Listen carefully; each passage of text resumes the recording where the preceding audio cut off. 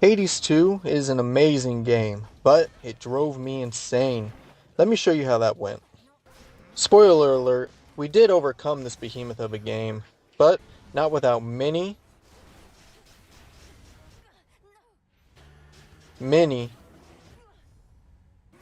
and many attempts.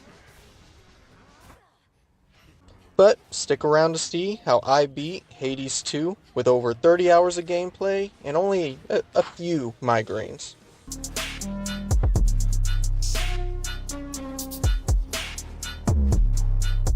At this point, everybody should know what Hades 2 is, but if you've been living under a rock, Hades 2 is an action roguelike which has you running through procedurally generated levels to find and defeat Kronos. Now, to put something up front, if you came here for a deep dive into Hades 2 lore in the story, well, I'm sorry, but you're going to leave here disappointed. Like the argument of being an ass or a titty guy, I fall into the correct category, which is not being interested in the story of an action roguelike. You're going to see me rushing through those chat boxes faster than your girlfriend rushes through some big, fat... Oh, sorry. What was I talking about again? We're not going to get deep into the story, but here's the down and dirty. Just like your girlfriend. Damn, how did I sneak another one in? You play as the daughter of Hades and sister to Zagreus, Melanoi, whose whole mission is to kill Kronos and free her family. But, spoiler alert, she didn't really do a good job. Let's go ahead and run through the boring bits. Just like everyone's run through your girlfriend. Okay, I'm done for now. In Hades 2, you have health and mana. Shouldn't be too confusing. You run out of health, you die. You run out of mana, you can't use magic abilities. Simple.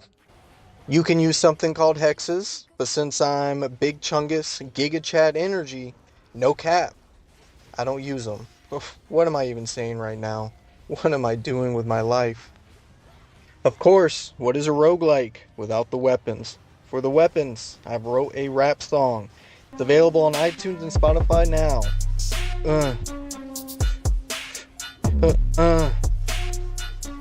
I don't know what you're waiting for. I can't rap. Do you hear this voice? I might be yodeling, but I'm not rapping. For the weapons, we have the witch's staff, some daggers, an axe, a pair of flames, a disembodied skull, and a jetpack. We have arcane cards that offer passive bonuses, such as giving you more health and not dying. Keepsakes, which are items that you can equip to give you bonuses, but they expire after you use them. Hey, T-Squigs here. Do you ever want better boons from gods? Now introducing the god-specific keepsakes. Get those pesky boons with none of the headache. Only $9.99 and to sell your soul to the devil. Praise Hades. To expand on boons, you have Zeus, who shocks your enemies, Hera, which makes all enemies take damage, Apollo, who can blind enemies, and,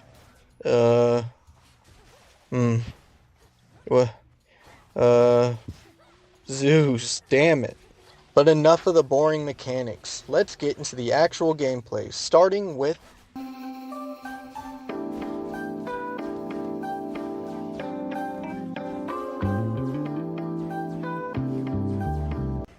Erebus. And a lot of these names can be very difficult to say, but Erebus. More like, please hit me with a bus. Am I right? Erebus is the starting level, and is easy as pie. I mean, if pie were an ungodly hellscape with literal monsters and demons in it. The enemies here are a hodgepodge of slow-moving enemies that do little damage. The only annoying enemy here is this screaming banshee chick. She yells, making your ears bleed. So, just like all women, right fellas? I'm just kidding. I'm happily married. My wife totally didn't make me get on to say this part. Hecate is the final boss and possesses negative resistance. She's slow and attacks slow, but she can turn you into a pig, I guess. But aren't all men pigs? Right, ladies? I've used just about every weapon to defeat Hecate, so if you want advice on how to kill her, just take your weapon and you bonk her a few times. Eventually, she'll give up and let you pass, which leads us to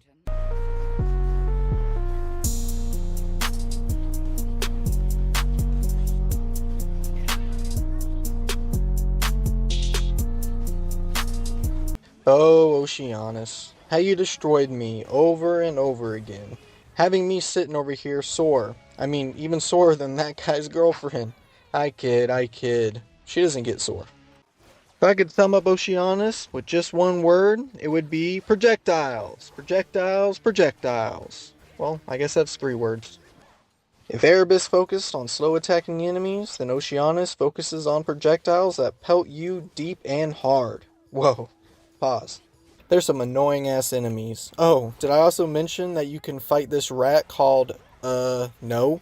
If not, you can find a rat called, no, who specializes in putting you 6 feet deep, or under the sea. Finally, we can find where all that damn singing is coming from. Hey, it's our first roadblock, Scylla and her sirens. So why was Scylla our first roadblock? Well, because this is the first boss that makes you play Hades 2 the Hades 2 way. Before, I was just so used to going up and attacking everything and not caring if they attacked me back. But here, we have to be very mindful of dodging the attacks. But we'll slap that drummer's ass like a drum, strum the guitarist until she's out of tune, and finally slap a muzzle on Scylla to stop that annoying ass singing. And this will finally lead us to...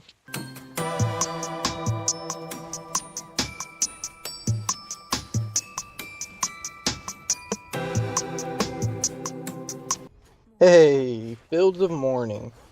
Now, Fields of Mourning, and it's not Fields of Moaning, is the first very easy, boring area I've encountered. After repeatedly getting our heads used as a drum, the enemies and bosses pale in comparison to Oceanus. Enemies here remind me of daytime television. I mean, you got Teen Wolf, you got the Walkers from Walking Dead, and I guess Medusa from some horrible Egyptian movie. I don't know, bro. Cerberus is the boss here. I mean, he's the protector of the underworld, but there's just a slight issue. He attacks slower than it took me to read this whole part of the script. You can leave your computer, and 2 to 3 business days later, Cerberus will start to attack. About 5 to 7 business days after that, you'll need to dodge that attack. All that to say, you don't have to worry about Cerberus much. Just attack him, and by the time he's even attacked, he'll be dog meat. This all leads us to...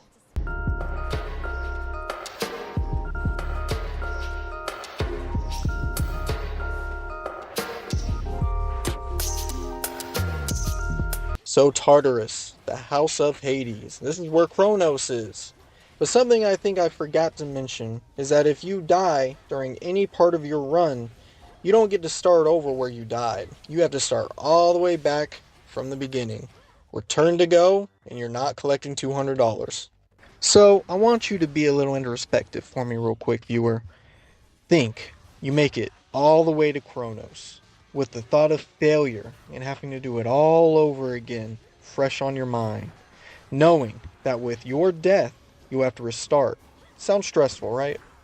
Now I want you to imagine doing that 5,643 fucking times, and you'll see why I lost my mind. Now, the rest of the underworld will start to get easier and easier, because you've only ran through it 5,643 times. But what Kronos does is he takes all that ease and all that comfort and turns it straight into pure anger and frustration. I can't say it was all bad though. He forced me to actually start focusing on builds that do damage and not just wing it. So, surprisingly, he helped in some ways. But what about Tartarus? What about the run up to Kronos? It's easy. I mean, you have enemies who create bubbles that freeze you in time, just like Kronos. Oh my god. And a lot of enemies that do long-range damage to you. Nothing Oceanus has not prepared us for.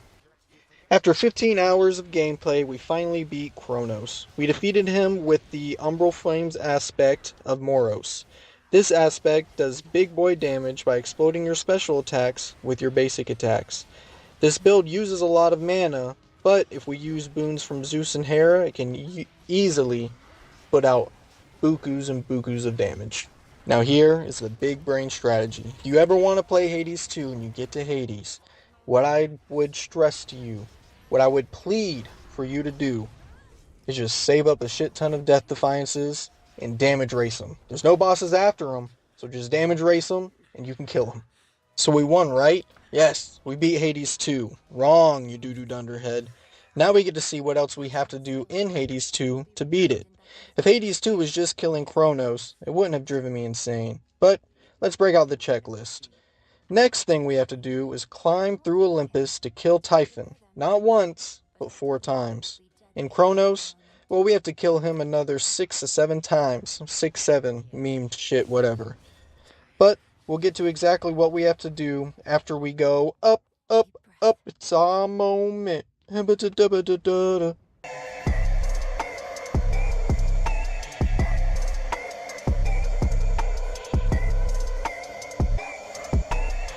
Alright, we made it to Ephora. Am I saying that wrong? Probably. Do I care? It's hard for me to care. I'm also not going to sugarcoat it. Other than one boss, the Olympus route is way easier than the underworld route. But that could also be because I actually started focusing on builds and focusing on the boons I got. So maybe I just changed the way I was thinking. I don't know. This is being too deep in thought for me. Euphoria is where the easiness really starts. There's even a fountain in the middle of the map that you can use to heal yourself if you get too much damage done to you as you're running through one of the areas. But what is there even for me to say? It's a simple area with simple enemies. Like, if you're gonna start babying me, why couldn't you have done this 12 hours earlier when I was fighting Kronos for the 17th time? Now, the boss's name, I don't even know the boss's name. This guy's just a slightly more difficult boss than Hecate. Me big boss. Me walk heavy.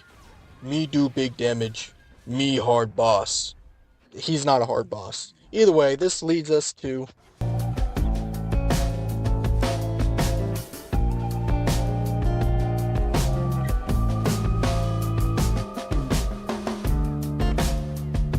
Alright, we're coming in hot with another hard name. Rift of Thessaly.